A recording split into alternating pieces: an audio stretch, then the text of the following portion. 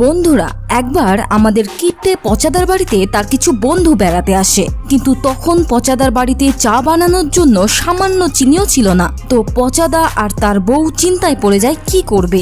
হঠাৎ কিপ্টে পচাদার মাথায় এক কিপ্টে বুদ্ধি আসে, আর পচাদা তার বউকে বলে, তুমি চিনি ছাড়াই চা বানিয়ে নিয়ে আসো, বাকিটা আমি দেখছি। তো পচাদার বউ চিনি ছাড়াই চা বানিয়ে বন্ধুদের দিয়ে দেয়। তখন পচাদা বলে, আমি একটা খেলা খেলেছি, এখানে একটি চায়ের কাপে চিনি দেয়া নেই, আর ওই চিনি ছাড়া চা যে পাবে তাকে পরের রবিবার সবাইকে খাওয়াতে হবে। তো সব বন্ধুরা চুপচাপ চা খেয়ে নেয়, আর কেউই বলে না যে তাদের চায়ে চিনি নেই। তবে গল্পটি এখানেই শেষ নয় বন্ধুরা। পরের রবিবার ওই বন্ধুরা আবার সবাই পচাদার বাড়িতে আসে। তো পচাদা তখন জিজ্ঞাসা করে, তোমরা আমার বাড়িতে কেন? তখন সকলে বলে, আগের রবিবার আমাদের সকলের চায়ে চিনি ছিল, তার মানে চিনি ছাড়া চা তো তোমার ভাগ্যেই পড়েছিল। তো চলো পচাদা, আজ আমাদের খাওয়াও।